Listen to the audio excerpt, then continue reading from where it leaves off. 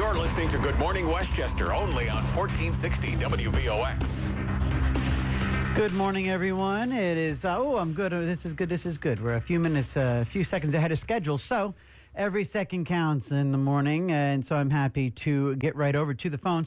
We are joined this morning by Tom Murphy out of Mamaroneck. Tom Murphy, a former trustee of the Village of Mamaroneck, who recently, in the last couple of months, got into a primary with the formerly anointed Catherine Parker of Rye. Good morning, sir, and welcome to Good Morning Westchester. Good morning, TJ. Thanks for having me on. Absolutely, absolutely.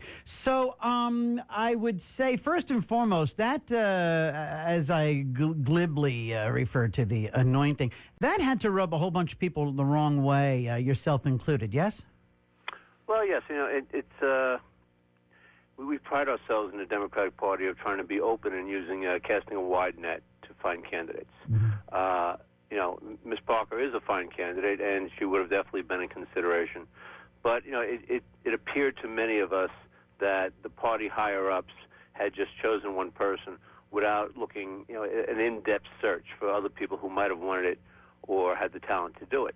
Yeah. That being said, that's over and done with, and now we have a primary, and, you know, Catherine and I will present our ideas. And the person that the voters choose will be the designate, and that's the way it should be. So after several years, and this is where I get into the realm of claiming ignorance and throwing up my hands and saying, new guy. So there are some of the finer points here that I'm learning along the way in terms of the fact that you were you were a trustee of the Village of Mamaroneck. Yes. Okay. Go ahead. 2004 to 2009. Okay.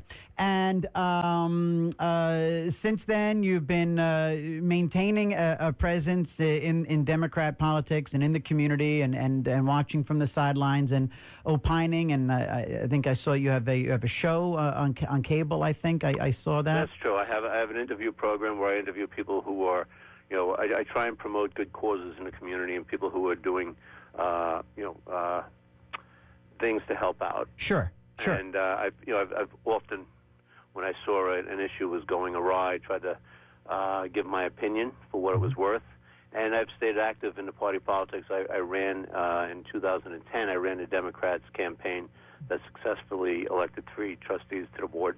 Ah. And I've always been there to, you know, help out in the party whenever anybody needed it. And I've been active in the community, and I was involved in a community organization called the Mamaroneck Coastal Environmental Committee, which has been formed to preserve the coastline from development. So I've been doing a lot of things. You know, there's a life after politics. Yeah, I would imagine so. And I have a family and a full-time job. And what is it that you do? Forgive me, I don't. I'm an elevator mechanic. Okay, great. So, Mr. Murphy, there is life after politics, and yet you are ready to get back in. Why now? Why get back in at the county level? Well, I want to get back in because I think it's a job that fits my skills. You know, the Village of Mamaroneck in a lot of ways is representative of the county. We have middle-class parts, we have poor parts, and we have parts that are rather affluent. So I've dealt with a lot of the issues that I've dealt with. Mamaroneck, when I was on the board, faced a lot of huge federal lawsuits. So I've dealt with those issues and how to try and settle those issues and how to deal with them not in an antagonistic way, but in a way that, you know, it solves it for the taxpayers, makes the issue go away. You know, and I really do believe that, you know, there's a lot of things that I care about. I really care that Playland is a resource for the future for all of us. I think that that's important. I really do care about ethics and politics. When I was on the board of the Village of Mamaroneck, I fought to have the zoning board and the planning board meetings televised because I wanted to open up the process so people could see how government really operates. When I was on the board of the Village of Mamaroneck, we made the most stringent and toughest ethics code in Westchester County is now in the Village of Mamaroneck. And what I'd like to do, one of the things I'd like to do if I'm lucky enough to get elected, is to change the ethics code in Westchester County to disallow elected officials from taking contributions from anyone who does business with the county, whether it be a vendor, a contractor, or even a union. You shouldn't be, if the union is, you know, negotiating with the county, you shouldn't be accepting campaign contributions from them. If the vendor has a contract with the county, you shouldn't be accepting campaign contributions from them. Because I think one of the real problems with government, TJ, is that folks have lost trust in the system. Oh, yeah. Because they think that it's all bought and paid for. And, you know, you can't really argue with them. Yeah, I was going to say, I think it might be. It looks that way. And I think one of the main things to getting the government working and functioning and being, some place where we can get stuff done is to restore faith. Mm-hmm. And you got to take, the big money out of it. I mean, and, it shouldn't look like a pay-to-play.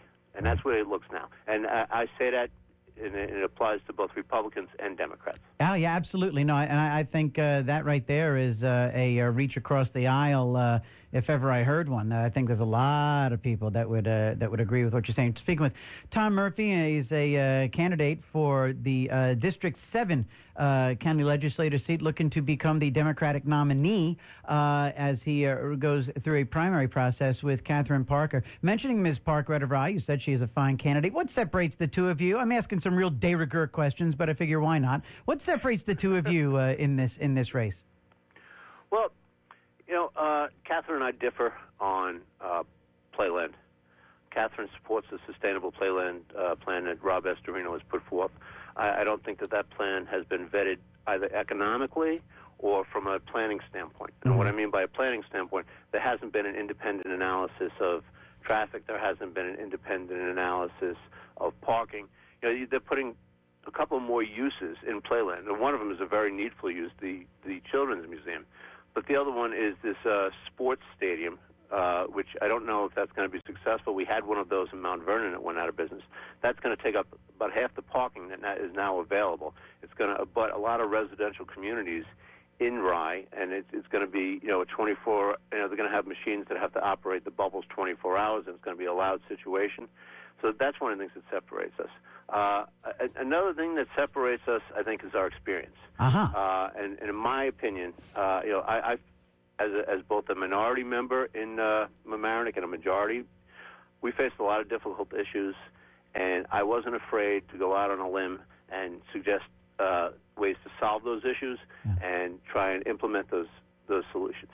Now, Catherine, in my opinion, has been a little more timid in her, in being the minority member in Rye. Rye's had a lot of difficult issues, one of them being the Rye Golf Club scandal. Yeah. And, they were all made aware of that in 2010 by an auditor's report, and nobody did anything. They saw this coming. They saw the train coming. Nobody got off the track. Yeah, and you're figuring, hey, you're the one Democrat anyway. Why don't you speak up a little bit, ruffle some feathers? Because it's not like it's just you anyway. Your role is to be a watchdog when you're a minority member. Interesting. You can't always stop things, but you could point out that something's going wrong, and I think that's why the people put you there, is to be a check. Yeah, to the balance. Yeah. Yes, and it's nice to get along, and it's nice to all but when there are differences, when there's a problem, you shouldn't be just involved in the status quo. You should be involved in fixing the problem. So let me ask you this: speaking of Tom Murphy out of Mamaroneck, he running against Catherine Parker for the District 7 nomination for the Democratic side for the county legislator. Tom, let me ask you something from almost a practical. Well, I'll ask you and we'll see how I would categorize it later after I hear it again. Okay, now Catherine Parker hangs her hat on the idea of, as you just alluded to, getting along, bipartisan. I have friends across the aisle. I vote independently. I'm not a knee jerk anything. Not so much in the spirit of casting aspersions, but let's just kind of acknowledge the fact that there were two Democrats this past calendar year on the county board of legislators, Perez and Kaplitz, who voted independently on their own, made up their own mind to do something with their vote, which they are absolutely entitled to do. And they were then cannibalized. They were Mormons who went on a binge. They were absolutely ostracized, shunned, and shut out. They stopped being serviced by the PR people. They were persona non grata and gone. And so what I'm not asking to comment so much about that, whether it's right or wrong, if that's the way, but In other words, are we almost kind of saying, look, what's the point of even putting somebody like Catherine Parker there? Because if that's the MO of the leadership, if that's what they're going to do to someone who reaches across the aisle, what's the point of even putting her there? Because she's going to be neutralized the first time she steps out of line. Well,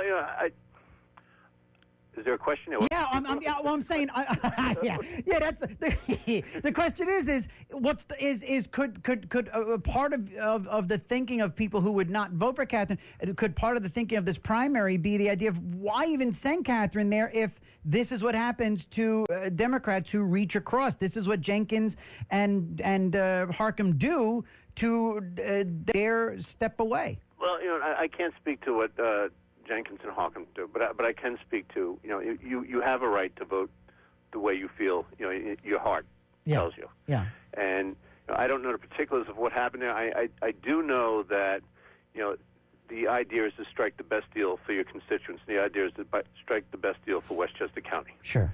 I think that when we represent our values, mm-hmm. and I think it's very important when you're an elected official to tell people what you believe and then to act upon what you believe. And I've done that all throughout my career. And, in the village of Mamaroneck, I won an election by 1,400 votes. And I did that because you don't do that in the village of Mamaroneck unless you got Republicans voting for you. Right. And Republicans who might not have agreed with every one of my policy decisions mm-hmm. voted for me because they knew where when I told them I was going to do something, I did it. And when I told them I believed something, I really believed it. Yeah. And I think that's what you have to do in politics. You have to be honest with people about what you believe, even when, I'm sure you and I would have a lot of policy disagreements if we talked about it. Sure. But I'm going to be honest with you about what I feel. Yeah. And if you decide to vote for me, that's fine. If you decide not to vote for me, that's fine. But I'd rather win or lose on what I really believe, because that comes through. People. Oh yeah. Oh, listen. It's all about integrity, and that's a dying thing these days. Let me ask you this. I got about 60 seconds remaining, so let me rifle through this final question. It's a mouthful, so I'll let you have it. Okay. Is Catherine Parker enough of a Democrat in your minds? Is she a Democrat worthy of sitting as a Democrat on the County Board of Legislators? That's something that Catherine is really going to have to answer. I can't look into her heart and tell you what she's policy-wise, voting-wise. But I can tell you this: issues is that she hasn't been a Democrat ever in her career. She just registered to become a Democrat to run in this election. I'm a Democrat since I'm 18 years old because of my convictions. I'm not a Democrat because of my ambitions. Wow. And I'd be a Democrat no matter what. You know what? That's a soundbite if ever I've heard one. That's a perfect cap for this conversation. Tom Murphy, I look forward to meeting you in person at some point before this primary is over. That would be nice to shake a hand and say hi. I still haven't met Ms. Parker either in person. So until that time, I bid you... Just let me say, Ms. Parker is also a very good woman and a nice person, too. Sure, of course. And she said the same about you. You're a very nice woman and a good person. No. So listen, Tom Murphy, this was a last-minute thing. We just spoke yesterday. Thank you so much for carving out the time. I know you're busy, and I wish you safe travels as you travel about the district in this primary. Thank you very much. Have a good day. All the very best. Bye-bye. Bye-bye now.